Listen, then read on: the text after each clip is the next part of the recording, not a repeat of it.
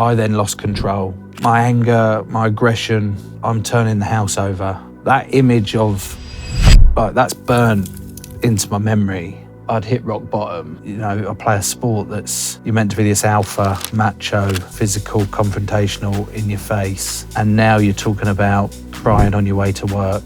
How have you reconciled doing a sport that is inherently dangerous? There was one particular concussion where I was like, but they're scary moments, and you go, yeah, but that's kind of what I've signed up for. I know that this sport is dangerous. And how does that compare to under Eddie Jones? I loved Eddie, but at times that environment was... This episode is supported by Huel. I don't think I've been this nervous to do something for a long, long time, actually. Why are you nervous? Well, what the fuck do you want to know? Because I can't give you high performance. Of course you can. No, I can't. So what do you think high performance is? I can't answer that. I could answer it if I could Google the definition of high performance, and then I'd just read that out and make it out as my own. Do you think you're high performance? No. There's always been an occasion where you feel like, oh, I'm quite good at that, or I'm doing that right. But then there's also been a lot of times where you're like, I'm really shit at this, I'm failing at this. I want to share a quote that I think probably plays nicely into what we're talking about here, and it is one of your quotes, or at least I hope it is. When a ball is up in the air and it's a perfect kick, you know this one? It doesn't matter how great it looks, because there's no telling which way it's going to bounce when it hits the floor. That's a bit like life. You think it's going great 1 minute and it all looks wonderful, but you never know which way it's actually going to take you. Tell us about that quote. That came from a mate of mine that was helping me through a period in my life that I was lost and didn't know what the fuck was going on. And I just think it's a great analogy for... Because rugby's like that. There's so many different things in the game. So many things going on at once that it's just like, and the beauty of a rugby ball is literally you don't know where it's going to be, and that is exactly how I felt where I was like, I haven't got any control over this, and I was always feeling like I needed control of it. But once you realise that you're better off just freeing yourself of that and just going with the things you can control, do you know what I mean?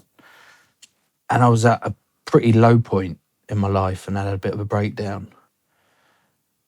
And I just didn't know who I was, what my purpose was, where I was going in life. And yet I had so much going for me. And it was like that feeling of just being lost and empty. And yet I had so much around me that I didn't know how to describe it. And I still don't know how to describe it, but I can feel it. How does it feel? Lonely, dark, like you want it to all go away. Everything, it'd be much better if it just all goes away. And does that come on suddenly, or is it a creeping realisation? It used to. I was always described as quite bipolar. Right. 1 minute I'm happy as Larry, life and soul. Next minute I can't stand people. Stay away. I just want to go under the covers, lock myself away, not see a soul. And that would swing quite quickly, but then it was becoming more prolonged, those periods where it would go from hourly to then daily to weekly and then monthly, and then these big lulls of like, I can't be bothered to do anything here. I don't want to see anyone. Lethargic, all that side of it. So yeah, that was what was going on. But now, having gone through that, hit low points and got more answers and more control over who I am, what I'm doing, where I'm going, I can not predict, but I can sense things better coming. Okay. That I go, right, I'm going to need a bit of a break here, or don't get too much on my plate at once. Yeah. And there'll be a lot of people listening to this, Joe, that can recognise some of those same symptoms for themselves. Can you give us an idea on how, like when people talk about having a sense of purpose, it can seem intimidating if we don't know what that is, what that looks like. How did you come to discover it for yourself? I think the realisation for me was that moment back in 2018 when I'd hit rock bottom and then went and got help, started therapy, started medication, and then started to realise what I had around me and start to prioritise what I wanted. Yeah. And just sit there and actually think about it. Go, what do I want to get out of my life then? What is life about for me? Yeah. And my beautiful wife and my wonderful kids, I was like, I've got these. That's my purpose. My purpose is to try and give Daisy, my wife, the best life she can have and create memories along the way. And then try and create these little humans into big, good humans. And just guide them with that. And that was like, that's my purpose. That's what I'm here for. And, that's come about in the last couple of years, because prior to that, it's all about me. It's all about rugby. This is my career. You've got to be selfish to do this. It's all about me. And that's just an add-on brilliant. And it was all about that. And it was like, it changes, doesn't it? Your priorities change over your life. Where you maybe that was it. But now it is, my family, me, which I found very hard a couple of years ago to actually go, hang on, what do you mean you narcissist, working on yourself, or like the sort of self-love that these words people use. But it's massively important to realise you have to be in a good spot in order to be the best you can be for your family, for your teammates, for your friends. If you're just operating at 20, 30% all the time, you're going to be no good for them. So you've got to sort that out. And then it's work. So that's my priorities that I have for me. There's a few things I'd love to pick up on that. Funnily enough. Yeah. When you talk about... Hang on, have I got to pay for this therapy session? No, this one's free. Oh, brilliant. I'll relax now. Top it up. Fine, yeah, thanks. Yeah, do. Are you okay to talk about when you... Let me explain why I asked this question in the way I do. So when I was in my early 20s, I had therapy, but things looked great from the outside, which is a really common thing with people who have mental health struggles. They think, and you've said it already, how can I possibly have a problem?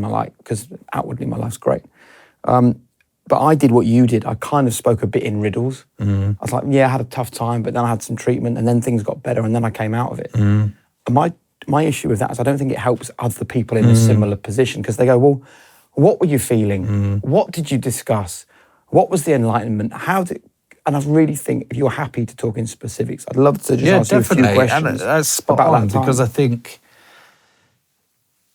I hate using these, but the whole mental health movement, of actually, particularly with men, because I can't, it affects everyone, of course, but I can only speak from a male point of view and my point of view.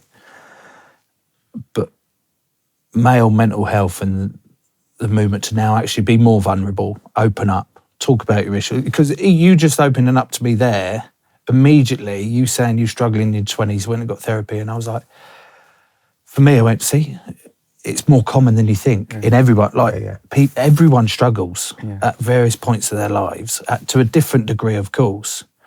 But it's more common than you think. But men, we always think, no, we can't ever do that. We can't ever. And you think that what you've got is far more sinister and disgusting and shameful than what anyone else has got. Yeah. No one could possibly understand. Exactly. No, that's why I'm not going to put it out there. Plus, I then don't want to be viewed as weak or weird or something like that. But if you want to talk specifics, we can talk specifics. Yeah. Busy parents, this one's for you. We've partnered with Huel, who've created the ultimate meal on the go, containing 35 grams of protein, 26 essential vitamins and minerals to ensure you're getting the right amount of protein, essential fats, carbohydrates, fibre, vitamins and minerals as part of a balanced diet. All you've got to do is click the link in the description to unlock your offer now at huel.com/high performance. For me, 2016, I was 25, 26. I'd gone through a couple of different on-field incidents. There was one in particular against England-Wales where I ended up racially abusing a Welsh player from traveller descent. And I had no idea, like, it was a big learning curve for me there. It exploded on social media. I didn't know where to turn, what I'd done, all that sort of And how side did of that feel? things.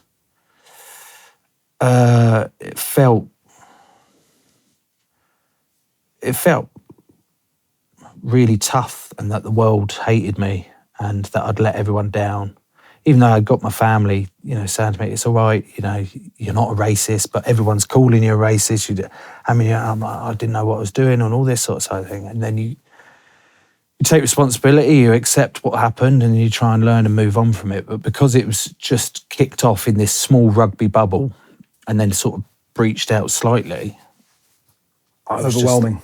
It was overwhelming. I was like, I need to get out of this. I just need to withdraw completely. And I pulled out of the England tour to Australia that year and thought that break would do me good. It would just relax and time away, spend time with the family. And then I'd rediscovered my love for rugby again. And I did. I was like, great. And I was given the opportunity by Eddie Jones to come back into the squad. I was very grateful for that. And I was like, great, I'm feeling really, really good. You fast forward 9 months, I'm starting to feel similar feelings without these incidents happening. And then, the other incidents, whether it's punching people or verbally abusing people on the pitch or that side of thing, started creeping in again. And then it started creeping into home life, where I was becoming very distant. I was there, but I wasn't there. I wasn't engaging with the kids, very short with the wife. Like, the relationship was being tested, and it started to dawn on me a bit. I was like, maybe this isn't just rugby related or my job related. Maybe something else is going on. Was there an incident or a moment where that dawned on you? It wasn't until 2018, because it was kept doing like patch up jobs. Yeah.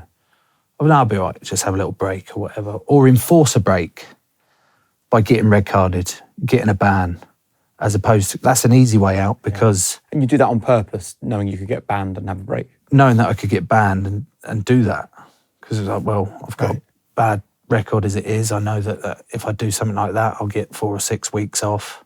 Not off, like, it's not a holiday. Yeah. And then that's a good enough excuse. Oh, it was just a mistake on the field, as opposed to going, I need some time off because I'm really struggling. That carries additional challenges, because then you're having to kind of outwardly create this false impression that you did something you shouldn't have done, and inside there's a voice going, well, you did that on purpose because you stupid idiot, you need a break, you're weak, do you know what I mean? Like, the self-talk then is a real challenge, I imagine, at that point. Oh God, you don't want to do self-talk in my head, mate. There's Joe 1, 2, 3, 4, 5. I don't know which Joe I'm today. So it was tough, but the one incident back in 2018 where it was rock bottom, actually, I can laugh about the start of it, because it was started by a squirrel. It was Squirrelgate, and me and my wife we'd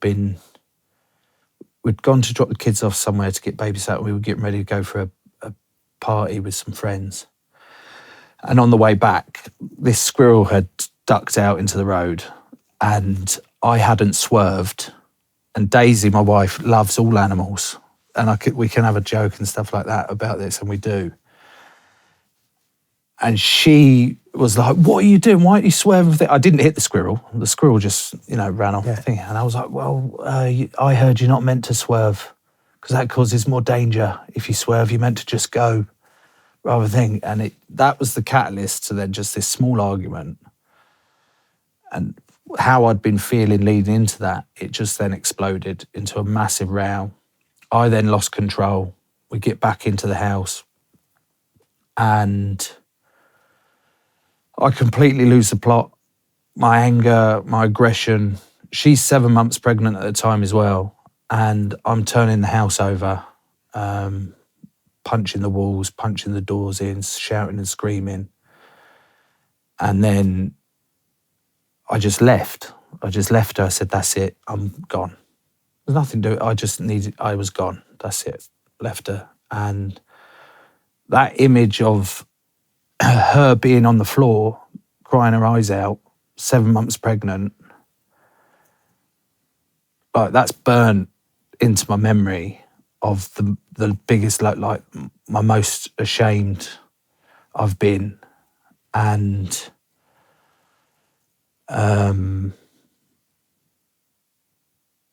yeah, that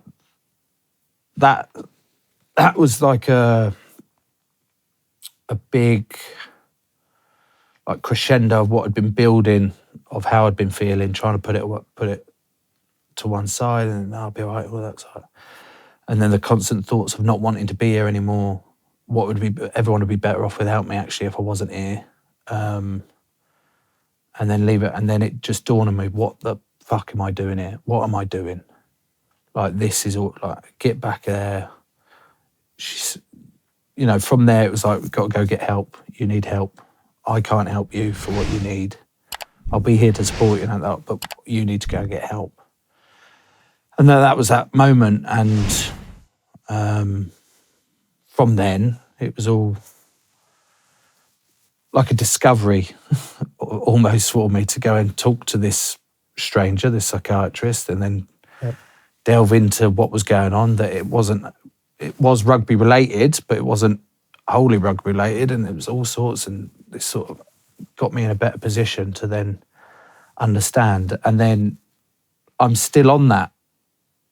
I don't like journey. It's not a journey. Yeah. Do you know what I mean? I'm still on that learning every day, every week, of triggers, of different tools, different ways to try and cope with different situations, with different people, with different emotions. But I'm in a far better place than I was back then. And we'd love to talk about the tools that I know you're particularly interested in, the tools that you've employed to calm yourself down and to keep your mental health in a good place. But I just want to talk, before we get there, about the therapy, because there are lots of people that get to the point that you got to where it comes to a crescendo. What they don't then do is take the next step. There are also lots of people who are maybe hearing that and going, well, I don't need therapy because I haven't reached the crescendo where I'm smashing the house down and driving off, contemplating taking my own life or whatever. Therefore, I don't need therapy. But the truth is that these things are on such a sliding scale. And if anyone is contemplating therapy, what would you tell them about that first meeting where you went in and, you often get that first question, which still gets me sometimes, which is, why are you here? Do you remember that moment? Yeah. No, I did. It took me a while to actually get out of the car. And I don't know, I don't want to just have this stranger invade my mind out of fear of what's going to come out. Like you mentioned earlier, What are they going to judge me for? Yeah, what are they going to judge me on? And then you go, and then once you muster up the courage to actually get up there, get in there and they ask it. And then it felt like a physical weight actually dropped when I'm sitting there talking to this psychiatrist and asking these questions, and him knowing what questions to ask. I just opened up, because for me it became so easy, because he was a stranger.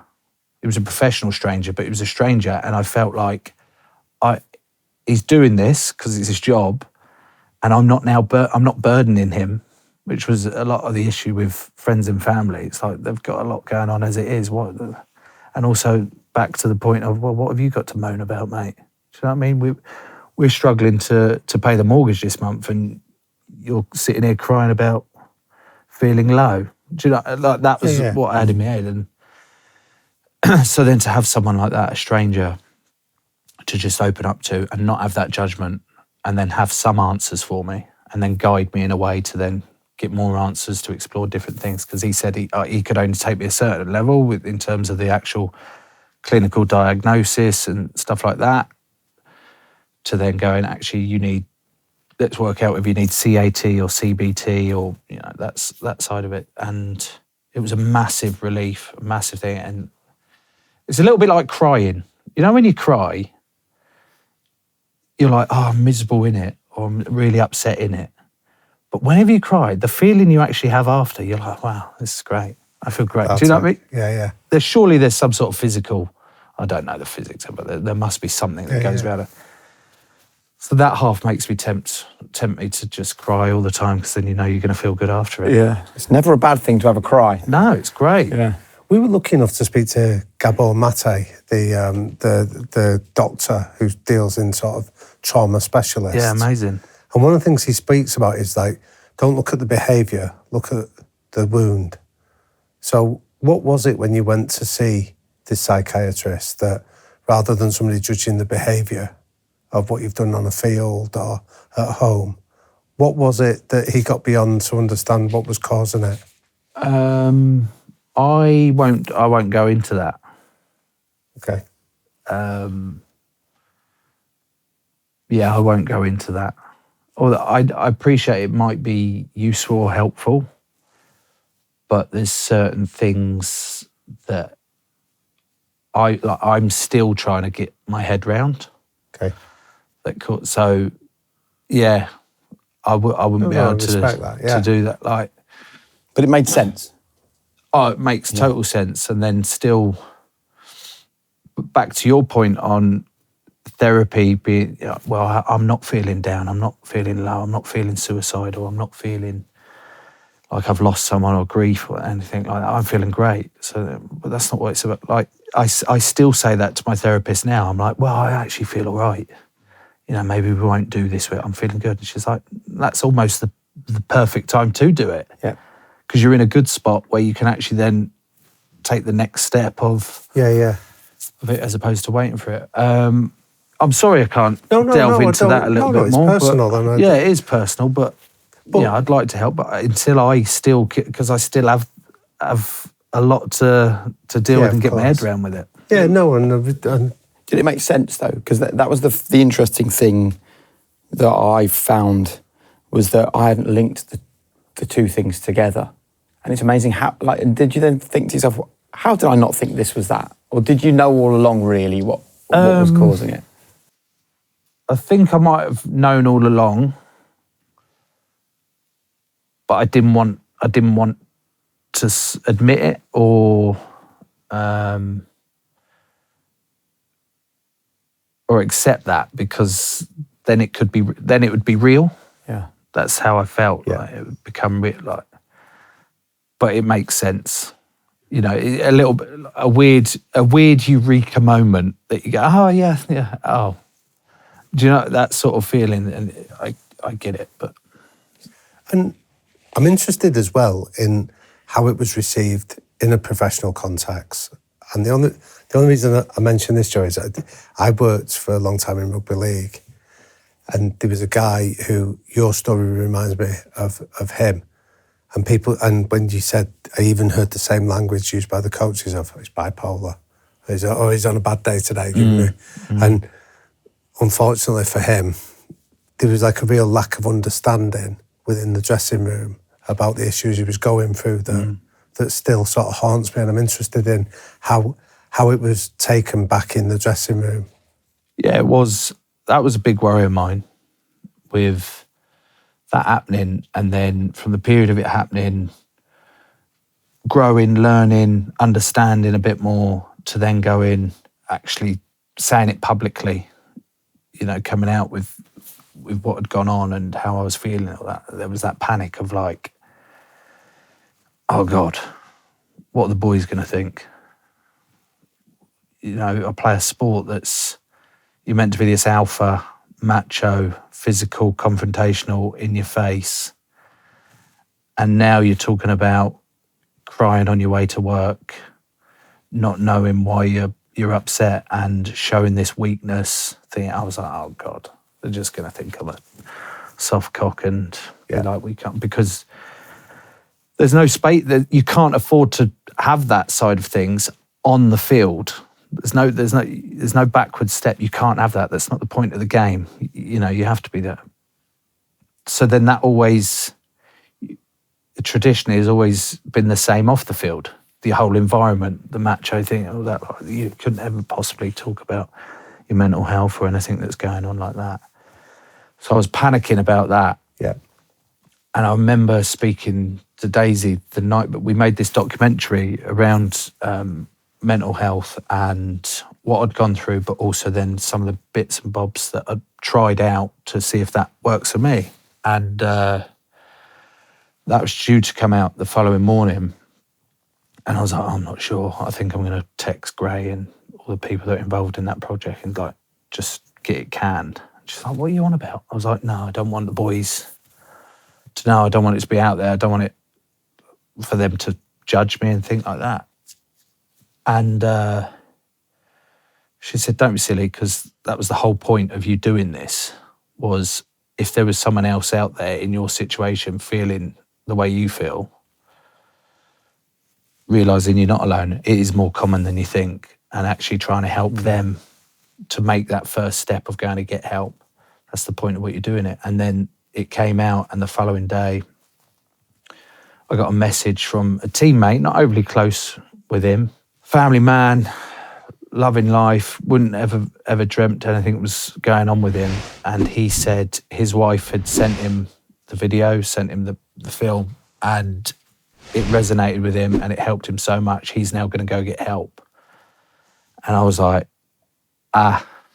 makes sense now. And also that for me, it was like, oh, brilliant. There's someone else. And there's more, there's more than you think there is. And it was, the boys were unbelievably supportive.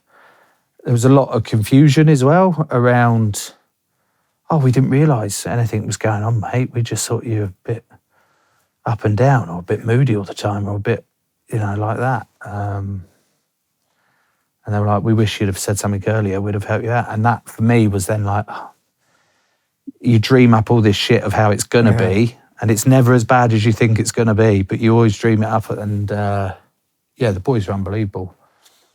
And there's been a big shift, particularly in rugby, a lot in sport, particularly in rugby, because of that macho side of it all.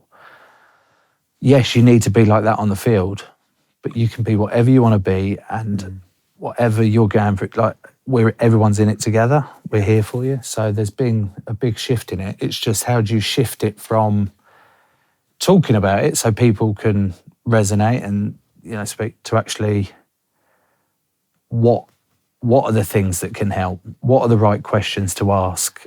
Like, what are the signs to look out for in your teammates? And I think that's the next step for rugby, particularly, that we start having more education around what we can do to actually help it, as opposed to just asking the question twice, how are you? How are you? Do you know what I mean? Yeah. Actually looking for signs of it, because not everyone's going to open up at first. Yeah.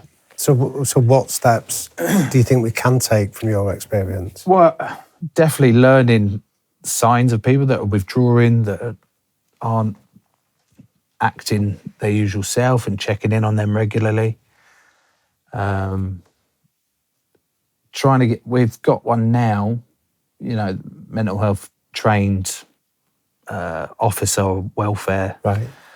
To actually keep an eye on it more. And the more you talk about it and the more the casual conversation you have, that you're not afraid to actually sit there and go, oh, I'm really struggling actually. It's like, that's the side of it. But I can't sit here as a trained professional in it all to give those answers. I can only go with how I feel with stuff and what I feel works with certain people, and trying to read people a bit better. You're not going to get it right all the time, but trying to read that.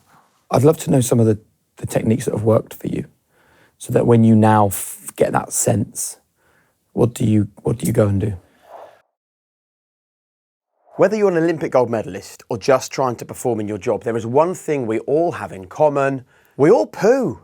But when was the last time you really talked about your poo? Like firm poos, soft poos, smelly poos, weird colour. Guys, can we just stop laughing? Okay, this is serious stuff, because everyone poos, but nobody talks about it because poo feels taboo. Every high performer I talk to gives a shit about their poo, right? Because they know that gut health is a window to their overall health. It's crucial to their success, and that is why I take Biotic from Heights. I know I'm giving my gut what it needs to perform at its best. Plus, my poos are looking great, which I understand might be a little too much information. But when it comes to high performance, nothing is taboo, not even your poo. So why don't you join tens of thousands of high performers and try Heights today with an exclusive 20% off your first month only with this podcast. Go to heights.com/HP or enter the code HP20 at checkout and see the difference that heights could make to your health? Well, I started a new therapy called, here we go, that's how much attention I've paid to it. I want to say EDM. Or the eye movement. It's the eye movement and the tapping. Yeah. And when it was first suggested to me, as maybe we should try this out, I just got the giggles. I went, You can see that though, can't you? I went, are you taking a piss? Yeah. You want me to sit in a room and you just want me to move my eyes both, and that's going to help me? And they're like, right, okay, now you've gone back to your old stubborn shield up thingy. And I was like, yeah, no, you're right. Just remember what it felt like when you did let the guards down and you did try sea bobbing and you did try going to sing with a choir and all that. Just drop those guards and then let's have that with this one. And I was like, right, okay, fine. And it took a while to get to the first session to get there. And then after, it's been brilliant. It's been like, it's made a massive difference on some of the things, some of the traumas that have happened.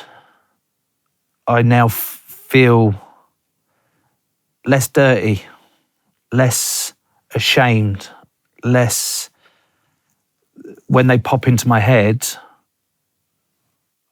it doesn't come over me like it used to. It doesn't. So just for context, Joe, for anyone listening that doesn't understand it, so when they do the eye movement, they ask you, they take you to a traumatic moment of your life. Yeah, don't so they? you relive it. The process is you sit there, you're talking to your therapist about just normal everyday scheduling, whatever, that lot. Then they'll ask you to then start blinking, or whether it's the tapping, and take yourself to whatever the traumatic memory that you're thinking of, or whatever that you want to try and adjust. This is it, your brain's malleable; it can be changed. And all this, this is mental. And they're like, literally, it is mental, mate. We are going to sort this. There's a guy the guy that pioneered it is a psychiatrist called Gordon Turnbull. Right. And so he's written really extensively on this, about how we often get trapped in that loop and we can't escape that moment in our heads. And then you always associate that with a fit, like, and that feeling, then it's always go to, so it's trying to change that.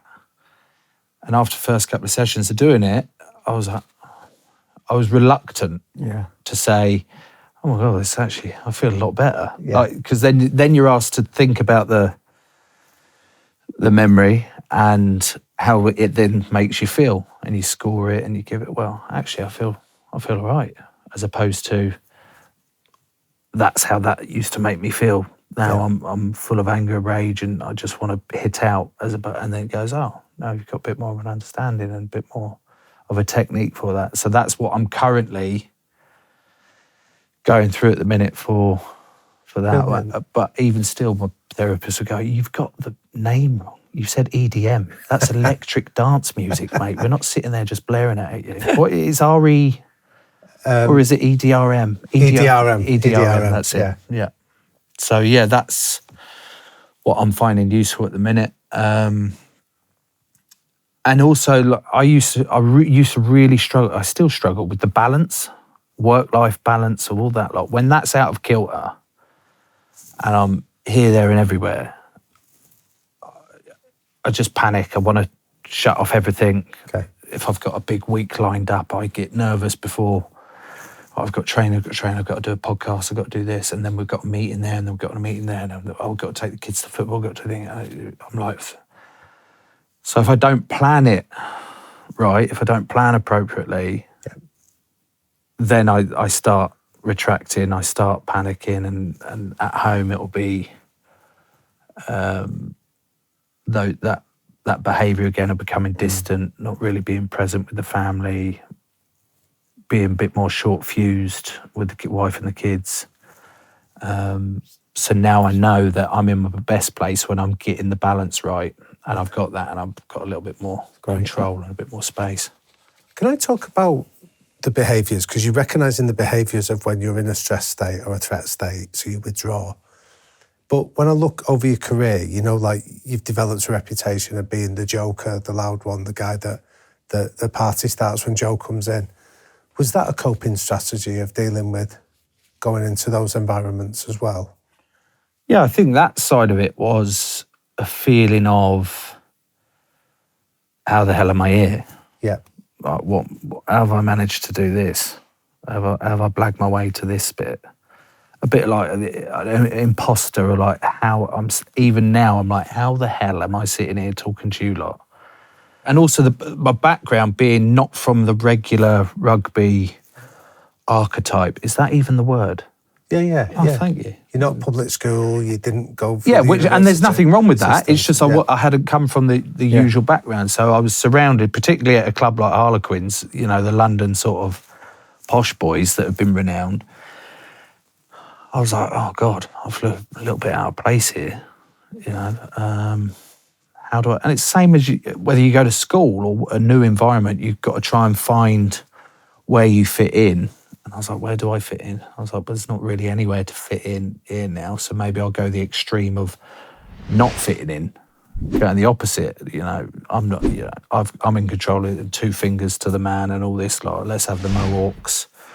Let's have the attention, let's all that side of it, and really sort of amp it up with that. I used to be like that, or I still can be like that. And that was the rugby persona, but then I'd go home and then I'd be like, right, I'm just happy sitting in front of the TV here. Like, I don't want to do any of that sort of stuff. So I guess maybe that was a coping strategy that I had, or an attempt at it. Also, probably because I was an attention seeker and wanted all the cameras on me. Right. You and him both. Yeah. I do want to talk about your rugby career and particularly about the longevity, but before we get onto that, just how it feels now to have these sorts of conversations. Because I often have this fear when I have this conversation. There's a voice in my head going, I hope we're not triggering stuff by talking like this. I hope that you're thinking, how wonderful that I can actually talk with this much freedom and this much confidence about the journey I've been on, the journey that I'm still going on, even though you don't call it a journey. What else would you call it? I don't know why I don't like it. Right, because it's too X-factor, isn't it? Right, journey. yeah, journey. So the path that you're on, how is it talking like this now? I feel I still struggle to talk about that particular moment because it brings on that shame of hurting someone that I love so dearly and being like that because of what I did, how I behaved. But I recognise now how powerful it can be to talk like that, to because of the amount of support and the amount of people that have reached out that you then go, and you want to try and help them all, but you're like, I haven't got the answer for anyone. When everyone says, oh, what bit of advice would you, I was like, whoa, definitely the wrong person to be asking for advice, because also the advice that worked for me doesn't necessarily work for everyone else. But I thought, I find it easier to talk about. In fact, I think it's important that we do talk like that. Yeah. So I had someone on my podcast the other week, and he was talking about his career, and then the second half of it, he was talking about a lot of his struggles, and he actually broke down in the studio there and what he was going through there and how... So, like, for me...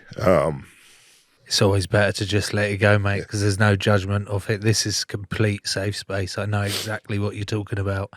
I know exactly how you're feeling. You just get it off your chest, mate. Like, I'm a dad now, you know what I mean? I'm got a little boy, 6 months. I'm like, why the fuck can't I get my shit together? But, like, yeah. So that's my wee bit of stuff. You two are fucking incredible. But I was also really proud that we'd been able to create an environment and make it comfortable enough for him to be able to express that and be like that. And it was like, mate, honestly, how you've just spoken, how you've just opened up, I know because I've been through it myself and had the feedback from it. That's going to be so powerful for when people watch that or see that. Do you know? And it's like, why not? It's the same as you feel like we're happy to take the piss and say, cool, mate, you've put on a bit of weight, haven't you? Or we're happy to talk about our physical health and, okay, we've got different ways that we can improve our physical health. Let's go running, let's do the weights, let's sort out our diet and all that lot. So we've got all those tools, but your mental health is the same. It has to be the same as your physical health. You know, we just think it's something. Do you know what I mean? Because we can't see it, or you can't physically You've hit the nail change on the head. it, measure it all. Yeah. You go, oh well, we can't really do it. I mean, you know, it's the same. Because we still attach shame to mental struggles. We attach no shame to not being able to run a mile. We just assume that that's how our bodies are at the moment. You know, we can improve that. But it's very interesting, isn't it, that we still put so much sway around our physical health. And there are hundreds of podcasts about it and all these like supplements you can take and energy drinks you can have and all the other things. No one's spending time putting the effort into their mental health. Very few people are. Before we move on to talk about rugby, we do have to talk about Daisy. Your face lights up when you talk about her, and it's such a nice part of the conversation, because I remember there are some things I don't want to talk about, but I remember telling my wife something when I was right in the depths, right? And I'm sure, you know, the way that you're sitting there now, you can remember a moment with your wife where it's like that is where true love comes into play here, isn't it? My wife is everything to me. She's wonderful. The stuff that she's experienced in her life and the strength she's then shown to come through that and be the rock that me and the kids rely on so often is just... I could sit here and eulogise about her, all the things. She'd turn around and go, oh, for fuck's sake, why are you talking? Can you just stop talking about it? I said, would you prefer it if I just send in videos of you snoring on my arm instead? And she said, no, just don't fucking talk about me at all. I was like, well, I can't help but talk about you, mate. You've been the biggest influence on my life. How did you guys meet? We went to school together. Right. And yeah, we went to school together. We actually went out when we were like 13, 14, young love, or so I thought. You know, she dumped me after a month. Maybe it was the really crap CD or banana. I think I got her a banana for one of the birthdays. Yeah, the old romantic, yeah. But we were all part of the same friend circle. And then I moved out at 16 up to London to pursue rugby. But we sort of all kept in contact, and I'd come down and we'd see each other weekends and all that lot. And then, and then we just ended up falling back in love. But I love her to pieces, and if it wasn't for her, I don't say it lightly, I probably wouldn't be sitting here now. Not that I'd just be around the coffee shop or anything. I don't think I'd be here now. I want to talk rugby, but I also want to talk longevity in rugby. Like, to be going as long as you have is incredible. And I know that you're quite a fan of finding fads and various like cool things to try and keep the longevity going, be playing as long as possible, stay as young as possible. I'd love to know the things that you've tried. I love all this sort of like experimentation, but also the things that have worked. Like, what have you found actually works really well for you? The biggest thing for longevity is to gather as much blackmail material against your coaches as you can, and then they haven't got a choice but to keep you on board. So there's the secret to Joe Marler's career. That is the secret. That can be the thumbnail. Apart from that, I don't like when you said, I do enjoy a fad. I don't enjoy a fad, but particularly in the latter part of my career, I'm starting to like,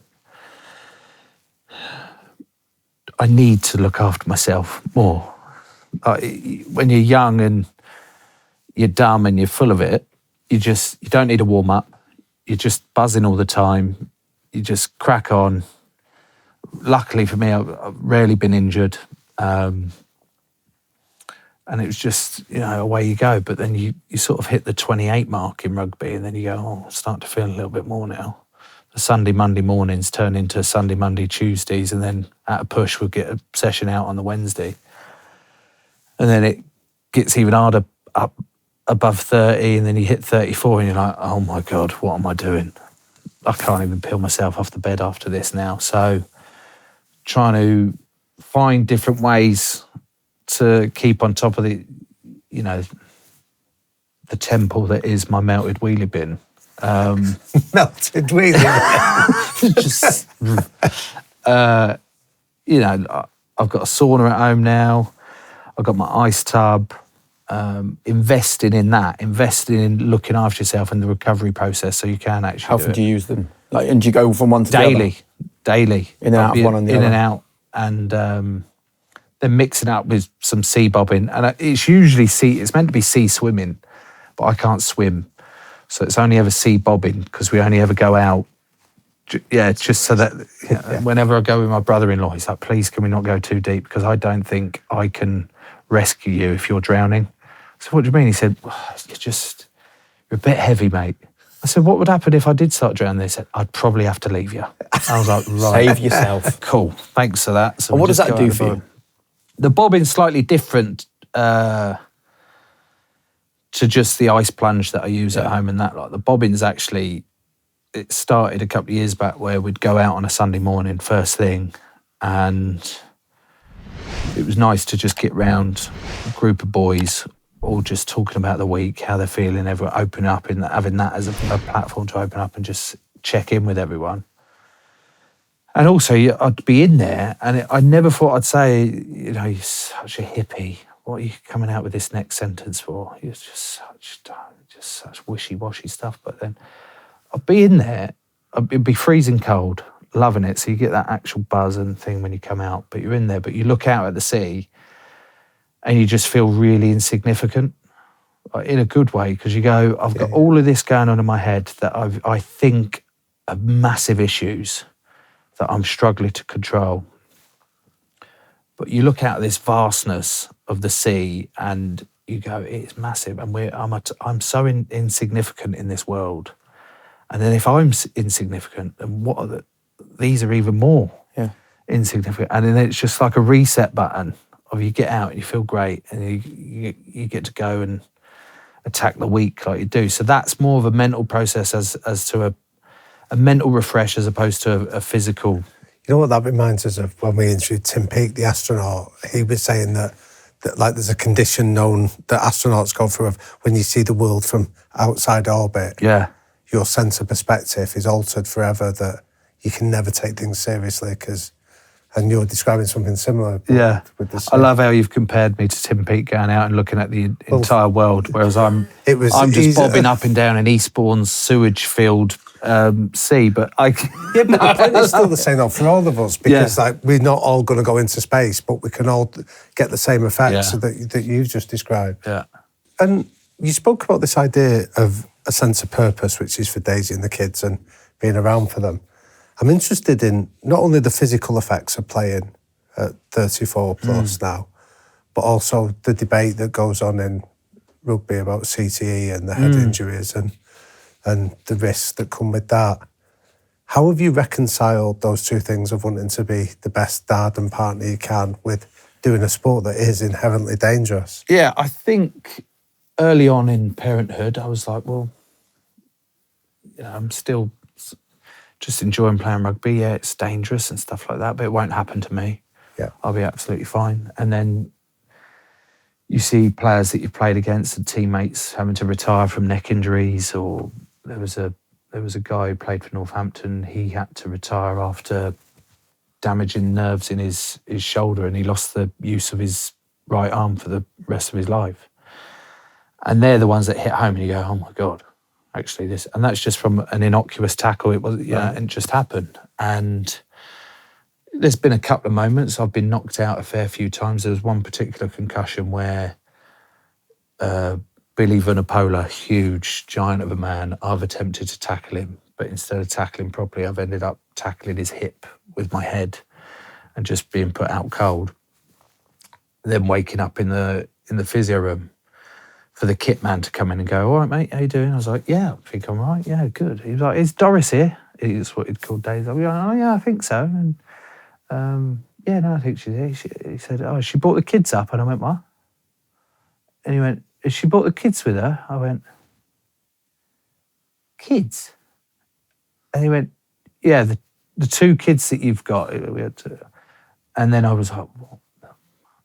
I've got kids. It was that moment. I was like, oh my God, I'd forgotten I had kids. Now, I know there can be moments where you go, I wish I could forget I've got kids, where they're driving you crazy and up the wall.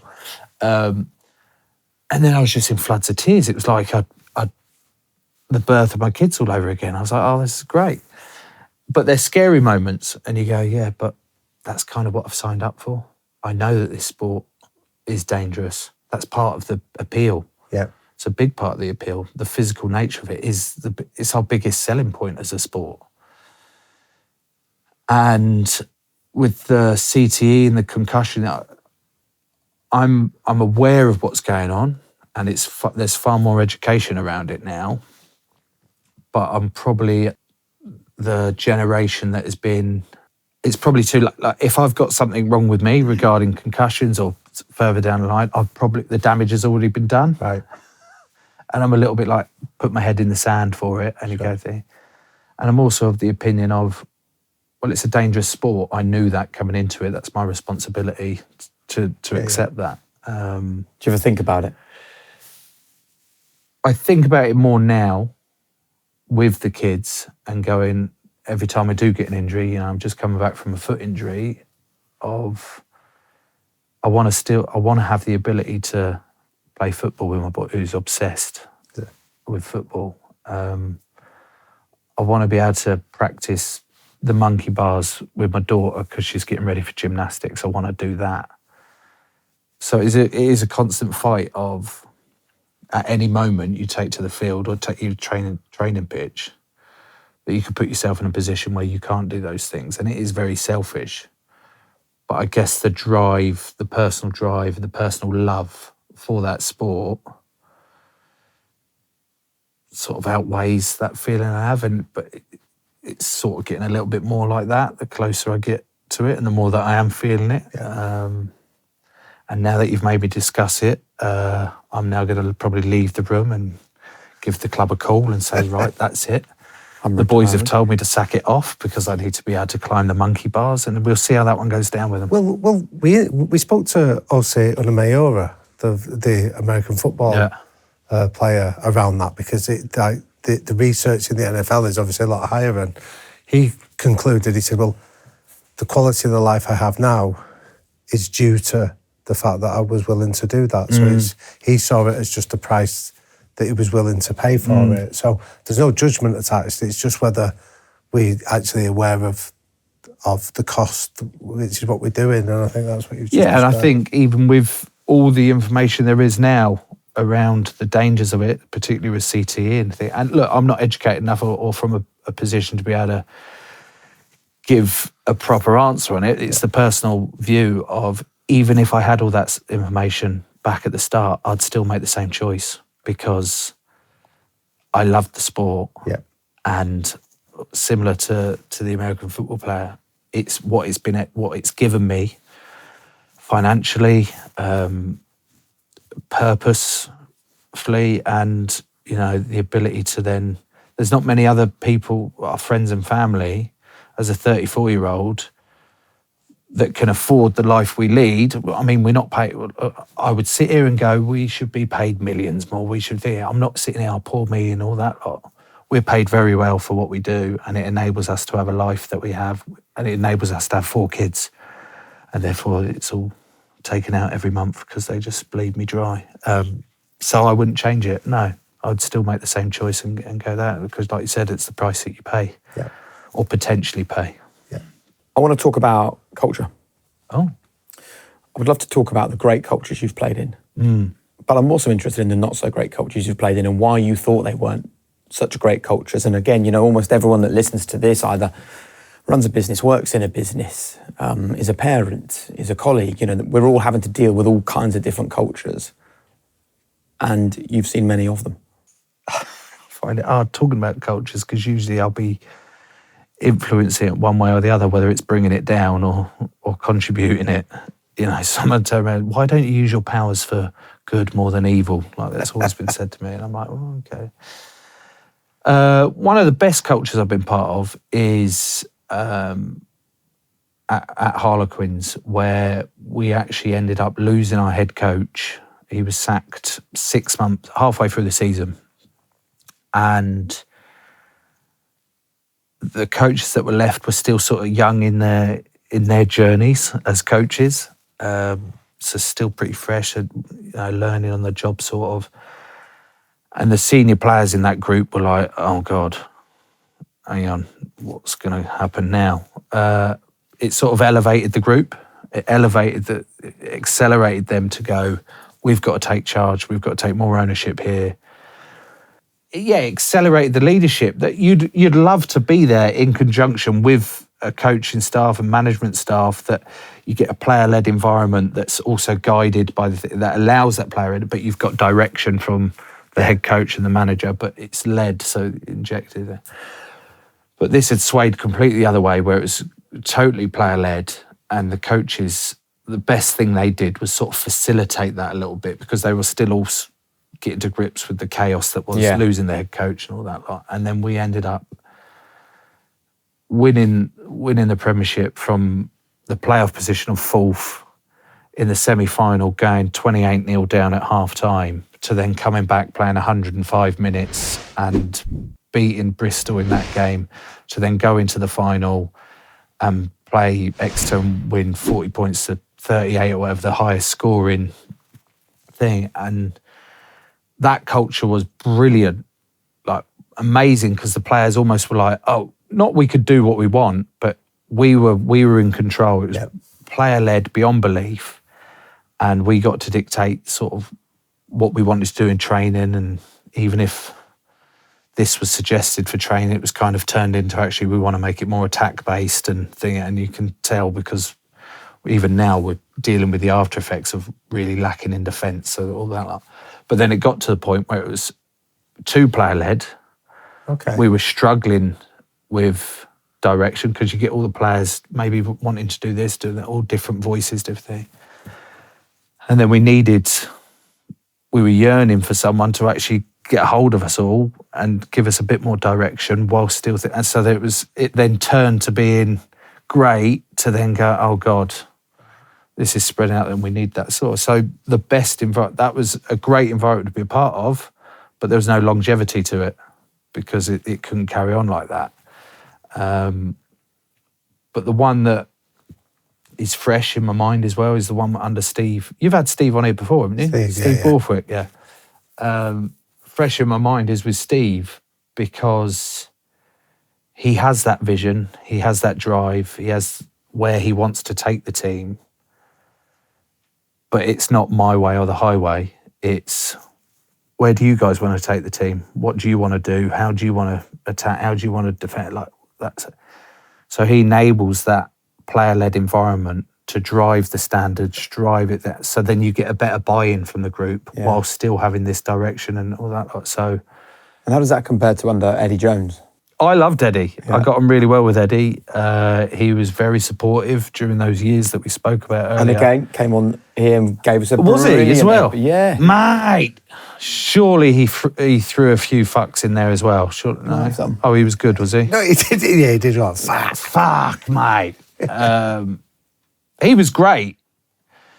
Coming in, taking over the England team in 2016 from the low point that we'd been at, bombing out of a home World Cup, to then come in, instill this confidence, this belligerence, which is sort of his character, into the team, was great. And then we went on to win a first Grand Slam in 13 years, and then get into the World Cup final and then bottling it. But that 4-year period was unbelievable. Some of the best rugby moments we've had, and it was a really challenging environment. And it's important to have an environment that is challenging, you know, where you feel confident enough to challenge each other in the right way. But at times that environment was probably unhealthy, too authoritative in the way of, too directive, too... You know, when I left this environment and came back in, I had a bit of freedom, in the sense of, like, I've come back in because I want to be here, and I'm confident in who I am, what I do. And if you don't like it, I feel okay with you not picking me. I feel okay with you just sacking me off. I can walk away from it and still be all right. So that gave me a bit of freedom to sort of speak my mind more and encourage others. But boys would be there sitting before a training session, like shaking as if the sort of symptoms they'd have before a game, the nerves and the sickness in their stomachs. And I was like, what's the matter with you lot? And they're like, mate, this test match Tuesday, it's worse than playing a game because we were flogged and we were pushed to the limits, particularly in that 2018 year. And I'm sitting there, lads, look, this isn't good. You shouldn't be feeling like this for a training session. Like, you can semi-understand this for a game and the enormity of games it can be. This shouldn't be constant because God knows what this is actually doing to you. Could you go and speak to Eddie about that and just say, look, this is too much? I could say the odd thing, but Eddie this is the plan. This is why I'm doing it. If you don't like it, I'll just get the next one in. I mean, so there's a contrast. I'd be interested in exploring this with you, Joe. Like, we were lucky enough to sit down with Sia Kolisi, and Sia told us a lovely story of the night before that 2019 World Cup final. Yep. He said his wife had phoned him up and said, what are you thinking about? And he'd said, the game tomorrow, the line-out plans. And he said, what are you worried about that for? You've spent the last 6 weeks doing that. He said, well, what should I think about instead? And she said, well, tomorrow you're going to be a world champion, so why don't you write down a list of all the things you want to achieve as a world champion? And so he said he'd made a list of like speaking out about gender-based violence and opening up food banks. Yeah. And he said that sense of purpose of we're doing this for a bigger thing than just winning a World Cup final was a really fundamental part of that sort of that powerful spirit that the Springboks have got. And when we told Eddie that, he was like, fuck, we weren't talking about that. And I'm interested in, you've experienced it, as you said, like this player dread, this sense of purpose that you had at Harlequins. A little bit, it sounds, under Steve. There's always, tends to be in successful teams, there always seems to be some sort of outside influence or emotional driver that isn't necessarily just everyone in the league, whatever sport you're in. Everyone wants to win. Everyone wants, at the start of the year, always wants to win the Premiership at the end of it. Everyone's going to say that. There's no one sitting there going, "Oh, I don't want to win it this year." Do you know? I think everyone wants to win, but the teams that often win have more than that. So Northampton last year, they had 2 or 3 huge leaders in their team that it was their last year, and that was that they wanted to give them big sense. So Courtney Laws, he was a big driver, he was the captain. He's got these young, exciting players all around him. They're playing a great brand of rugby. But there was loads of teams doing that, but they didn't have that extra emotional driver with it. You know, you go back to our one in 2021, it was chaos, mainly player-led. So that was another external factor to then drive on. I then go back to what you just spoke about, the South African team. They wanted to win the World Cup, of course, but another big driver was actually uniting their country and stuff like that. So they're always, for teams that go on and achieve, there's always something added, whether it's externally or something else that's not specifically that sport or something that you get after to then bring the team closer together and go that extra mile when you're... And how? So if there's coaches listening to this or leaders of teams that are going, yeah, how do you generate it without it appearing to be a gimmick or the kind of thing that turns people off rather than turns them on? That's so hard. It's so hard to generate it authentically. Because like I said, you think of a lot of successful teams.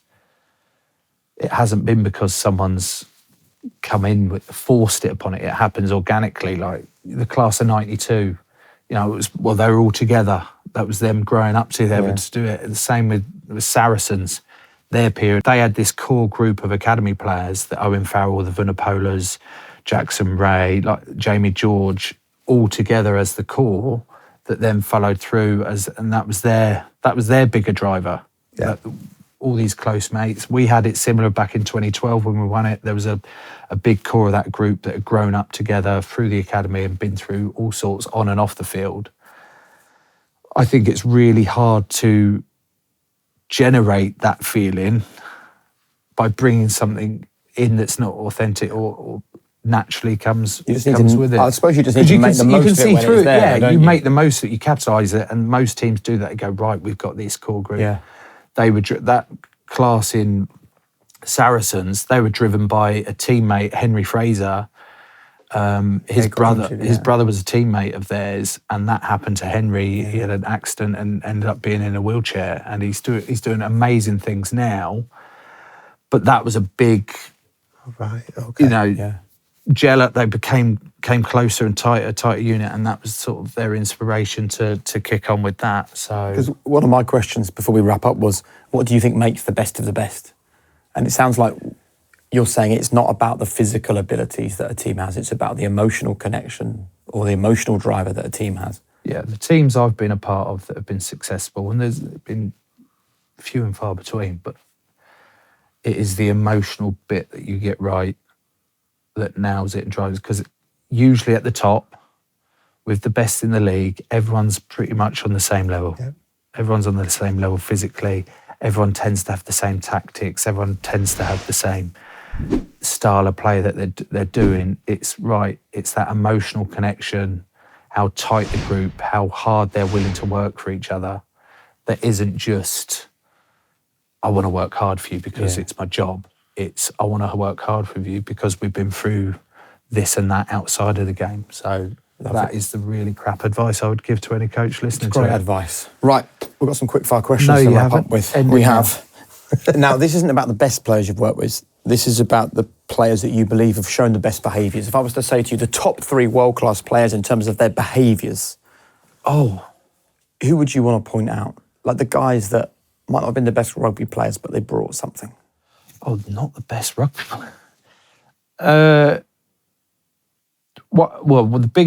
first go-to would be Owen Farrell. That's not that he wasn't the best rugby player. He's a brilliant rugby player, but the way he drove standards, still drives standards. I presume he's driving standards over in France, but he was brilliant. How would he do that? Usually with his voice. Right. Loudly. Very loudly, in your ear. I don't understand what happened with it. Just very briefly, like that criticism that came his way that felt from the outside like he almost basically just left the country because of ridiculous criticism that was unwarranted and unfair. Have you spoke with him about that period of leaving England and the country as well as the national team? Yeah, I spoke with him about that period, and that's up to him to come out and say what he thinks. But I know that it's a shame that he's over in France. I'm happy for him. I'm happy for him and his family's over there. It's just a shame that one of the biggest English rugby players is now plying his trade in France as opposed to week in, week out over here, because he's brilliant to watch. Whether you love him or hate him, you still want to watch him. And I hope people learn the lesson as well from that period. Well, yeah, from that period, it was sort of it was unnecessary for me. But then that's the social media down to a T, isn't it? Everyone's got a voice, and it's whoever shouts loudest gets heard. And so Owen Farrell. Can I ask you? Sorry, just go on. He just went with quick fire, and then I've just brought it out again. But again, I think it's a big lesson for people of how he would give you feedback without torching relationships or upsetting you. Like, what was it he did that was so exceptional of driving standards? He had an ability to be able to drive standards and maybe talk to. Like, not everyone appreciated being barked and shouted at, making a mistake or not doing something right. They did, and so he then developed. He grew in terms of learning the different ways of talking to different characters. But he had the ability to do that because he himself was setting the standard physically. He was always in the right place, or always. Do you know what I mean? Yeah. So you have the capabilities of going, come on, mate, pull your finger out a bit like that. And he was brilliant, just ultimate professional with it.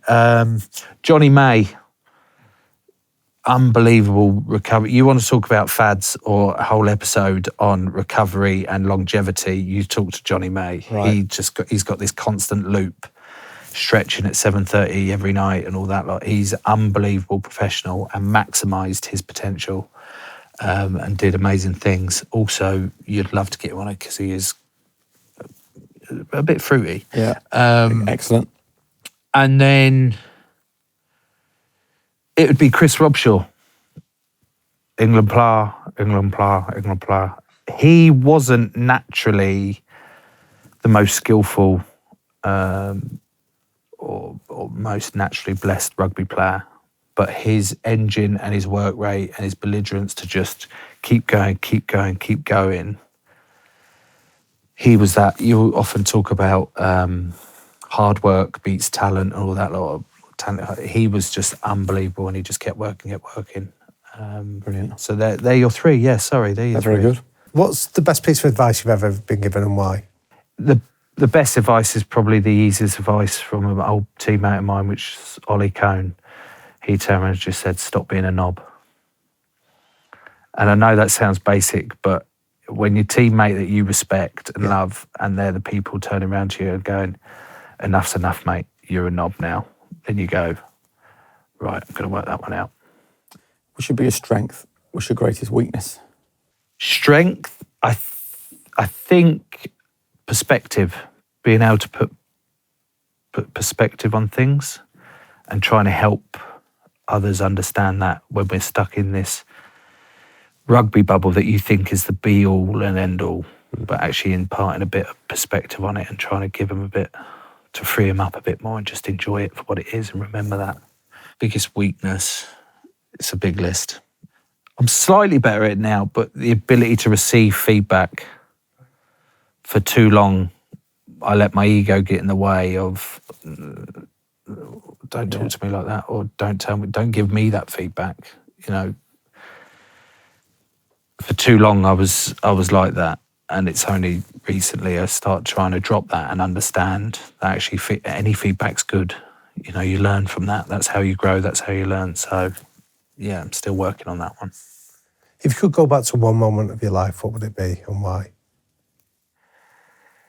I'd probably go back to that moment in 2018, and I'd probably hide in the bushes and stop the squirrel from running out that started it. No, you wouldn't, because it But then you go, no, I'd have had to let the squirrel go, because that's then what otherwise it would have been another 6 months to thingy. So you can go back and visit moments in your life, but I wouldn't. You can't have the regrets, because the only regret I have is wearing a phlegm green T-shirt to my wedding. Like that. That is a regret. That's awful.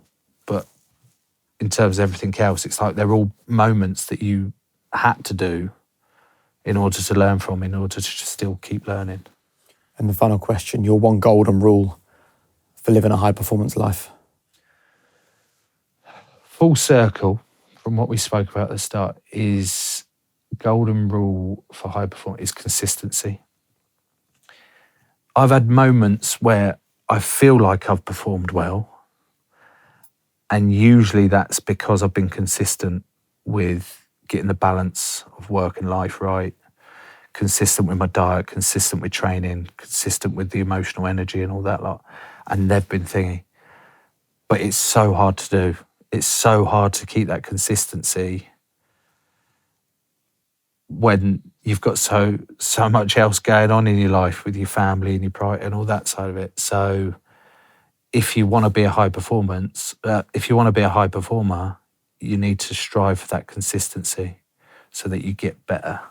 You get better performances more regularly. And that's the only thing I can come up with at the end of this. I can't believe what you two have done to me. Joe, it was a pleasure. Oh, Joe, it's been amazing. Yeah, thank you, boys. Thanks, man. Thank you. Enjoyed that. Today's show is sponsored by Vanta, the all-in-one trust management program. Now, here at High Performance, we've tried really hard to create a safe, trusting environment for our guests. And that's why we've teamed up with Vanta, because whether you're just starting or maybe scaling your company's security program, actually having top-notch security practices and establishing trust is more important than ever. And Vanta automates compliance for ISO 27001, SOC 2, GDPR and more, saving you time and money while helping you build customer trust. As well as that, you can streamline security reviews by automating questionnaires and demonstrating your security posture with a customer-facing trust center, all of it powered by Vanta AI. Over 8,000 global companies like Flow Health and Cora, they use Vanta to manage risk and prove security in real time. Click the link below or scan the QR code on screen to get $1,000 off Fanta. That's $1,000 off Fanta by clicking the link below or scanning the QR code.